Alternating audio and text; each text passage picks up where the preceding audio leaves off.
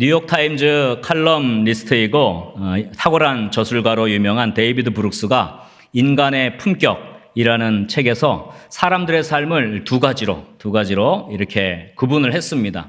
하나는 이력서가 좋은 삶, 이력서를 채워가는 삶이고, 다른 하나는 조문이 좋은 삶.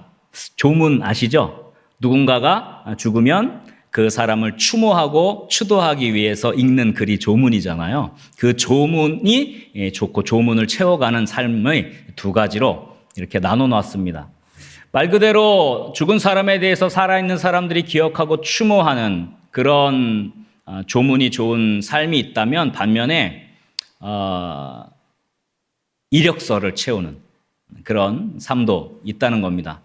이 브룩스가 자신의 삶을 돌아보면서 내 삶은 이력서에 들어갈 덕목과 가치를 많이 채우기 위해서 살아온 삶이었는지, 아니면 조문에 들어갈 가치를 위해서 살아온 삶이었는지 많은 고민을 했다고 합니다. 여러분, 이력서에 들어가는 덕목은 뭐가 있습니까? 이력서. 네, 이력서. 일자리를 구하는 것, 외적인 성공을 이루는 것, 이런 필요한 가치죠. 뭐 학력 같은 게 있겠고요. 그래서 더 많은 학위, 학력, 그 다음에 경력, 어떤 경력들을 쌓고 어떤 전문적인 지식이 있고 기술이 있는지, 특별한 자격증이 있는지, 이런 것들이 이제 이력서를 채워가는 삶이죠. 반면에 조문의 덕목은 조금 더 깊이가 있습니다. 장례식장에 찾아온 그 조문객들이 고인을 기리면서 이야기할 때, 어디 학교 나왔지, 이런 얘기 하지 않거든요. 그죠? 그 사람이 어떠한 사람이었는지, 정말 정직하고 성실했는지, 참 신의가 두텁고 성품이 참 좋았어요. 그 살아있는 동안에 어떤 감동받았던 일들, 겪었던 따뜻한 일화들, 이런 것들이 주로 조문에 들어갑니다. 이게 인격적 가치예요. 성숙한 사람의 모습을 담은 가치입니다. 대부분 사람들에게 물어보면 조문의 덕목들이 참 더 소중합니다라고 분명히 이야기는 하는데, 실제로 우리의 삶의 대부분은 이력서를 채우는 데 할애하고 있다는 거예요. 우리가 살아가는 사회가 깊이 있는 인격, 인품, 성숙, 이런 것을 기르는 것보다는 좀 성공적 커리어를 취하는 방법에 대해서 무한한 관심과 에너지를 쏟고 있기 때문에 그렇습니다. 물론 성공이나 성취가 나쁜 건 아니에요. 그게 필요합니다. 성공과 성취를 했는데 그 사람의 성숙함이 부족하고 인격이 부족하면 그 성공과 성취 때문에 오히려 상처 입는 사람들이 생겨나요. 그리스도인들이 사회에서 성공하는 거 다 좋습니다만은, 그러나 더 중요한 성숙함이 떨어지면 그것 때문에 다른 사람들이 상처를 받고 교회가 상처를 받게 되는 거예요. 그러니 성공을 넘어서 성숙까지 가는 게 참 중요해요. 우리가 사회적 삶을 살아가니까 당연히 이력서도 채워야 합니다만은, 그러나 정말 우리의 인생의 마지막에 사람들이 나를 생각하고 나에게 추모할 때 도대체 어떤 덕목이 나에게 있을까? 어떤 성숙함으로 내가 살아왔을까를 고민하는 것은요, 굉장히 중요합니다. 여러분, 잊지 말아야 할 게 있어요. 성공이나 성취도 필요하겠지만, 그러나 인간의 품격이 필요합니다. 깊이 있는 인격의 성숙함이 필요하고, 하나님의 성품을 담는 게 필요하고, 신앙적인 삶을 추구하는 것, 이런 성숙함을 우리가 잊지 말아야 할 것입니다. 오늘 본문은 이러한 우리의 두 가지 본성, 즉 이력서 인생과 조문 인생, 또 성공을 추구하는 인생과 성숙함을 추구하는 인생을 분명하게 지적해 주고 있습니다. 그리고 우리가 어떤 삶을 이제 살아야 할지에 대해서 분명하게 말씀해 줍니다.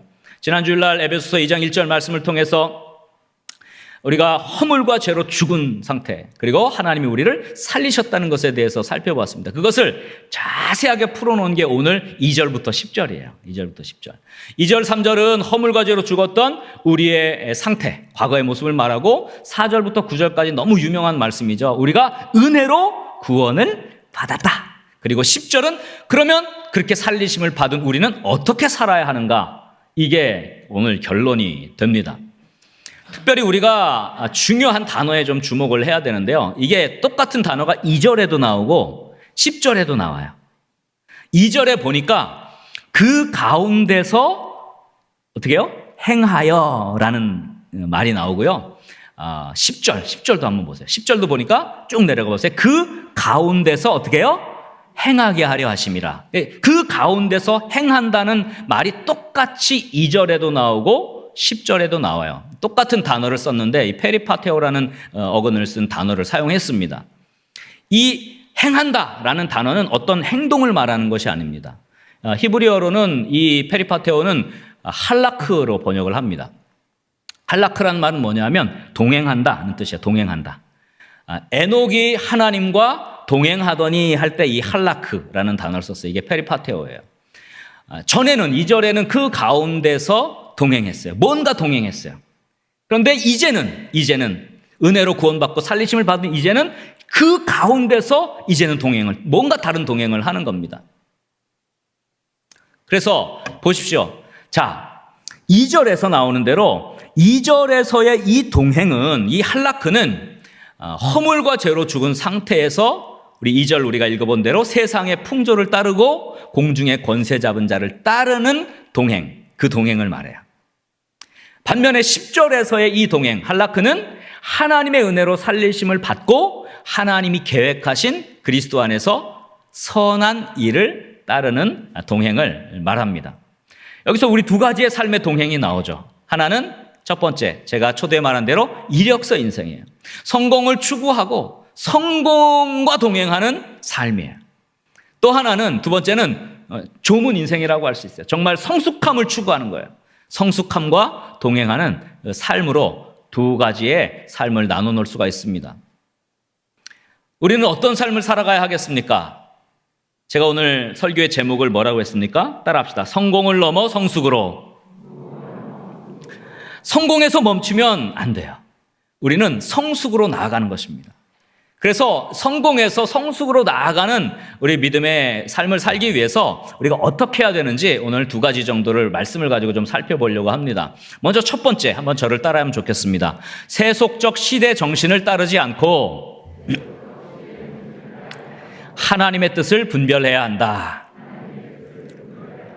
네, 오늘 본문 2절 말씀에 보면 우리의 상태에 대해서 분명하게 말해줍니다. 2절에 뭐라고 그래요? 그때에 너희는 그 가운데서 행하여 그랬죠. 뭔가 동행했어요. 근데 어떻게 동행했느냐? 이 세상 풍조를 따르고 공중의 권세 잡은 자를 따랐어요. 세상 풍조와 동행했고 공중의 권세 잡은 자 사탄과 동행했어요. 불순종의 아들들 가운데 역사하는 영이다 그랬습니다. 우리가 동행하는 삶이 이래요. 세상 풍조를 따르는, 세상 풍조와 동행하는 삶이라고 합니다. 그러면 이게 도대체 뭐냐? 이 세상 풍조라고 번역한 이 단어 톤 아이오나 투 코스무라는 이 단어는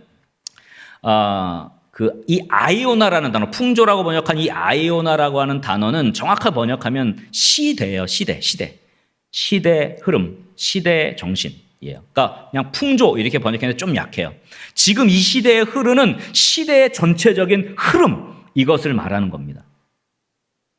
공중의 권세 잡은 자인 이 사탄이 우리로 하여금 지금 이 세속적 시대의 흐름을 따라가도록 부추긴다는 거예요. 그렇게 시대 정신을 따라가게 하면 자연스럽게 하나님과 멀어지기 때문에 공중의 권세 잡은 자가 그렇게 우리 사람들을 부추기는 거예요.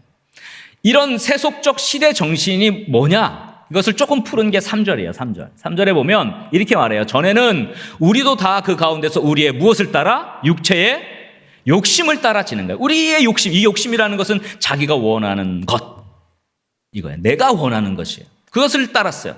그리고 육체와 마음에 원하는 것, 여기서 마음이라고 표현된 이 디아노이온이라는 단어는 생각이에요. 생각을 말합니다.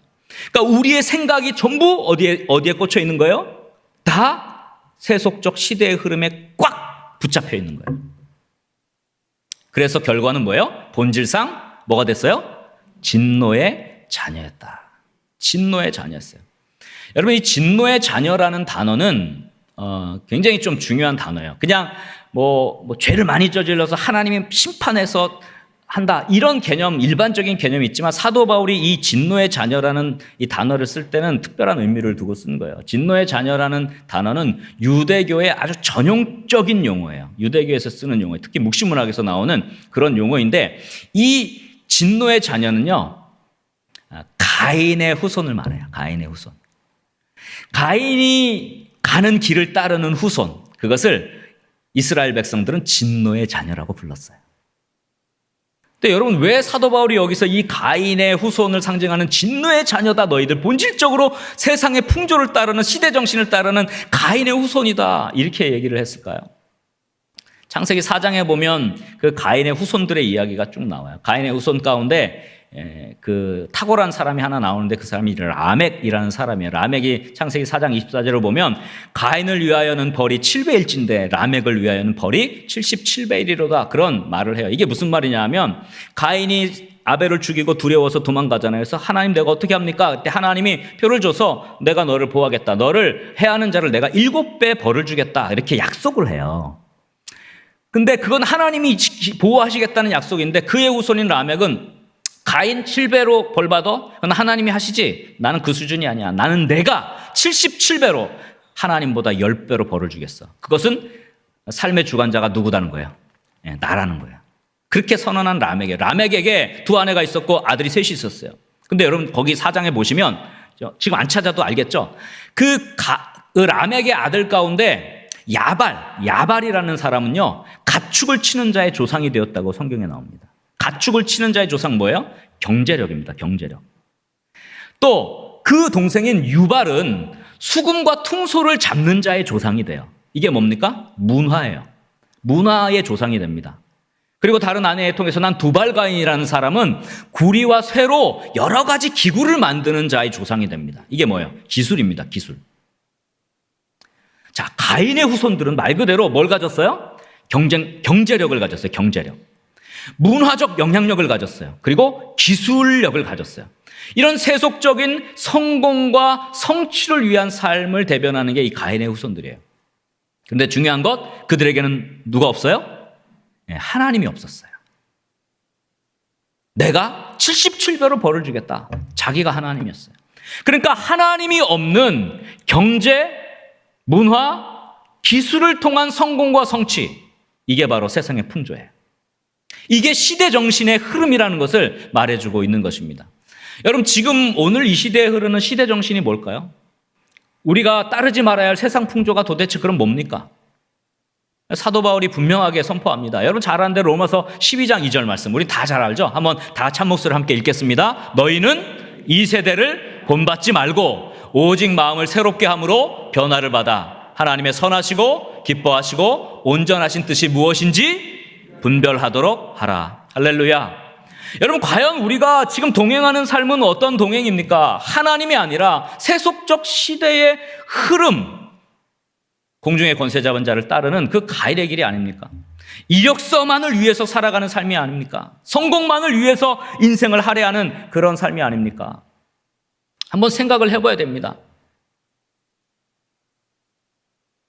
우리 거룩한 문성문교회 믿음의 성도님들, 우리 믿음의 가정들이 정말 지금 이 시대를 관통해가는 다 성공, 다 어떤 세속적 가치를 따르는 그런 삶 속에서 하나님의 뜻을 분별할 수 있기를 주의 이름으로 간절히 축원합니다. 이 세대를 본받지 않는, 그저 이력서를 채우기 위해 급급한 인생이 아니라 그것을 넘어서 하나님이 원하시는 뜻이 무엇인지 분별하고 성공을 넘어서 성숙으로 한 단계 올라가는 그런 믿음의 그리스도인들이 될 수 있기를 주의 이름으로 간절히 축원합니다. 한번 우리 옆 사람을 이렇게 축복했으면 좋겠습니다. 시대 정신을 따르지 맙시다. 하나님의 뜻을 분별합시다. 그러면 하나님의 뜻이 뭘까요? 하나님의 뜻을 분별하라 그랬는데, 그러면 하나님의 뜻이 뭡니까? 이 시대들을 본받지 않는, 시대 정신을 따르지 않는 성공을 넘어서 성숙으로 가는 삶은 무엇입니까? 두 번째가 이제 결론입니다. 한번 저를 따라하시면 좋겠습니다. 창조의 목적에 맞도록 선한 일, 생명사역을 위해 살아야 한다. 여러분 딱 한 가지 기억하십시오. 선한 일, 생명사역. 이 단어를 꼭 기억하십시오. 오늘 10절이 결론이에요. 중간에 제가 다 생략하겠습니다. 은혜로 구원받은 내용은 생략합니다. 우리가 은혜로 구원받고 나면 그러면 이제는 어떻게 살아야 하는가? 10절 말씀은 한번 다 같이 우리 또박또박 한번 읽겠습니다. 우리는 시작. 우리는 그가 만드신 바라 그리스도 예수 안에서 선한 일을 위하여 지으심을 받은 자니 이 일은 하나님이 전에 예비하사 우리로 그 가운데서 행하게 하려 하심이니라. 아멘. 우리는 그가 만드신 바라 그랬어요. 이건 하나님이 창조하신 작품이라는 뜻입니다. 하나님이 우리를 만드셨는데, 작품으로 만드셨는데 목적이 있게 만드신 거예요. 그 목적은 뭐냐면요, 선한 일을 하라고 만드신 거예요. 그럼 선한 일이 도대체 뭐예요? 착한 일? 착한 행동? 이게 선한 일인가요? 그게 아니에요.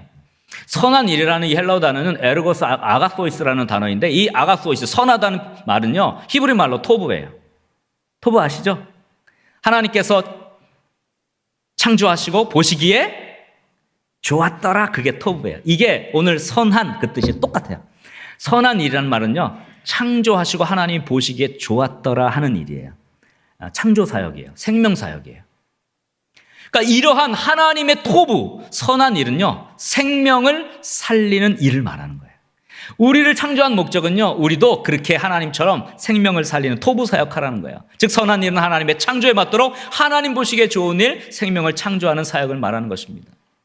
하나님이 이것을 위해서 우리를 창조하셨기 때문에 우리는 선한 일, 토부의 사역, 생명 살리는 사역에 우리가 삶을 드릴 때 우리는 제대로 된 새로운 피조물, 새 창조의 사람이 되는 것이고요, 인간의 본질을 회복하고 성숙한 삶을 가는 거예요. 새로운 피조물이라. 이전 것은 지나갔으니 보라, 새 것이 되었도다. 이게 그냥 된 말이 아니라 여기서 나온 말이에요. 자, 여러분 다시 한번 정리하겠습니다. 자, 시대 정신은요, 자기가 중심이에요. 자기 만족이에요. 내 성공, 내 성취예요. 이걸 추구하라고 계속 요구합니다. 세상의 풍조는 그것을 따르라고 요구해요. 그러나 이 세대를 본받지 않은 하나님의 뜻을 분별하는 이 성숙한 삶은 뭐냐면요, 우리 창조의 목적에 맞게 생명을 살리는 삶을 살라고 요청을 합니다. 이 두 음성을 잘 구별하는 게 굉장히 중요해요. 내가 어떤 일을 할 때 과연 이것이 상대를 살리는 일인가? 이걸 꼭 생각을 해야 돼요. 똑같은 일을 해도 내 만족을 위한 일이 있고요, 똑같은 일을 해도 다른 사람을 살리는 일이 있어요. 똑같은 일을 해도 내 성취를 위한 일이 있고, 똑같은 일을 해도 영혼이 살아나는 사역이 있어요. 교회 안에서도 여러분 마찬가지예요. 교사로 봉사합니다. 찬양대로 섬깁니다. 예배위원으로 봉사합니다. 교회를 섬깁니다. 열심을 합니다. 그런데 의외로 자기 만족을 위해서, 인정받기 위해서 하는 경우도 많아요. 그렇지 않다고 하지만 그렇게 나도 모르게 잡혀있는 경우가 많아요. 겉으로는 하나님을 찾아요. 근데 속으로는요, 시대의 흐름을 따르고 있어요. 하나님이 원하는 건요, 생명이 살아나는 거예요. 여러분 어떤 사람을 만났어요? 교사다. 내가 아이를 양육했다. 그냥 내가 교사로 열심을 내고, 내가 좋은 교사야. 내가 진짜 다른 사람들이 정말 열심히 잘하시는 교사예요. 정말 집사님 정말 대단해요. 여기에 머물면요, 생명이 일어나지 않아요. 거기에서는. 어떤 대상에 어떤 헌신을 하거나 어떤 무엇을 할 때 내가 그 사람에게 불꽃을 일으키고 그 상대에게 생명을 일으키면 그게 생명사역이 돼요. 근데 그게 내 만족을 위해서 할 때는요, 그 생명이 일어나지 않아요. 이게 영적 비밀이에요. 직장에서도 여러분 마찬가지입니다. 자, 만약에 어떤 사업을 하거나 아니면 세일즈를 한다.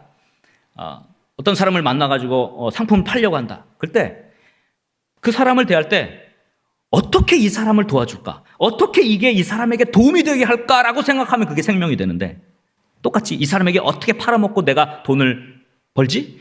어떻게 이 사람에게 이걸 잘 팔아서 내가 유익을 얻지? 이렇게 생각하면 그건 죽은 사역이에요.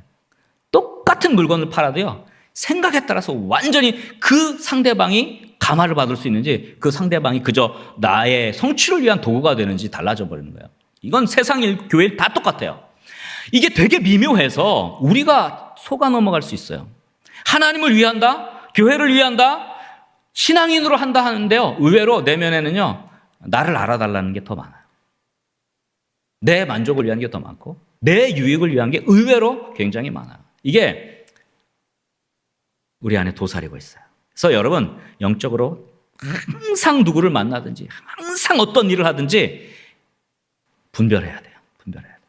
과연 내가 지금 하는 게 나 좋자고 내 즐거움으로 내 만족으로 나 열심히 하지 나 인정받지 또 그냥 내가 즐거워서 하는 것인지 정말 그 대상을 그 영혼을 아끼고 그 영혼을 살리는 것인지 여러분 잘 살펴봐야 합니다. 목회자인 저도 마찬가지예요. 목회자는 더 그래요. 여러분 목회자는 뭐 항상 거룩한 것 같아요? 네? 그런 것 같아요. 저는 항상 거룩한 생각만 하고 항상 뭐 하늘에 있는 것 같아요. 목회자도 사람이에요.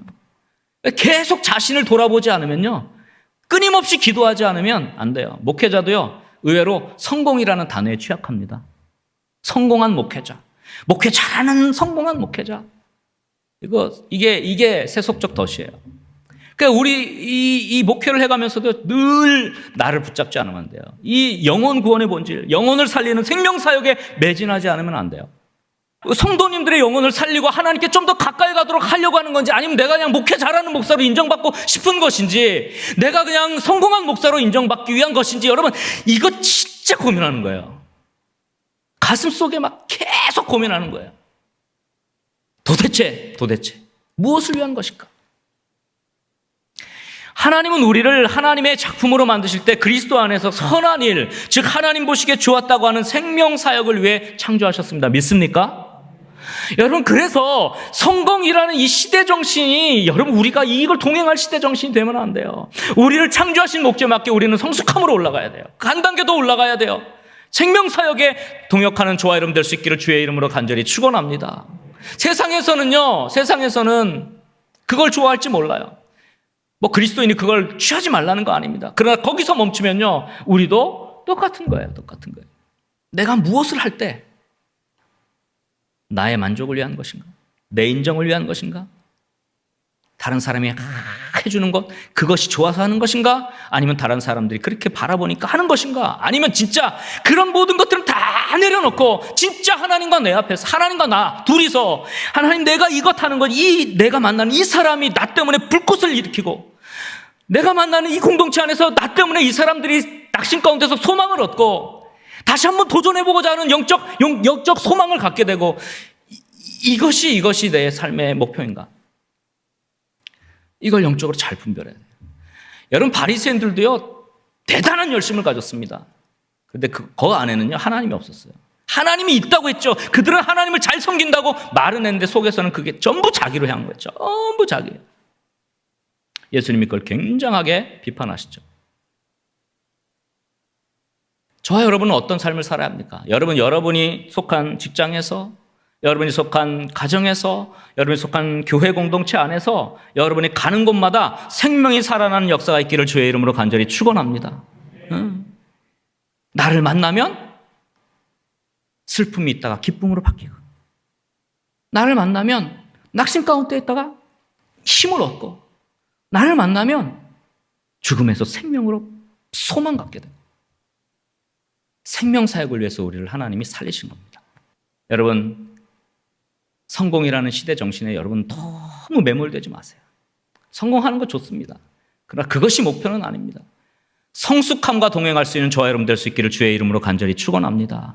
그래서 우리 거룩한 문 성문교회, 우리 믿음의 영가족들이 가정이나 직장이나 사회 모든 만남 공동체 가운데서, 또 우리 교회 가운데 안에서 정말 생명을 살리는 사역, 진짜 하나님이 기뻐하는 보시기에 좋았다라고 하는 선한 일에 힘쓰는 사역이 될 수 있기를 주의 이름으로 간절히 축원합니다. 그래서 여러분, 이력서를 채워가는 거 중요하지만 그게 목표가 아니라, 여러분 인생의 마지막에 사람들이 여러분을 생각할 때 정말 멋지고, 내가 이분 때문에 나는 생명 얻었지, 내가 이분 때문에 하나님을 믿게 됐지, 내가 이분 때문에 소망을 얻고 내가 지금 이렇게 살고 있지, 이렇게 추억될 수 있는, 성공을 넘어 성숙으로 나아가는 축복의 생애가 되시기를 주님의 이름으로 간절히 축원합니다.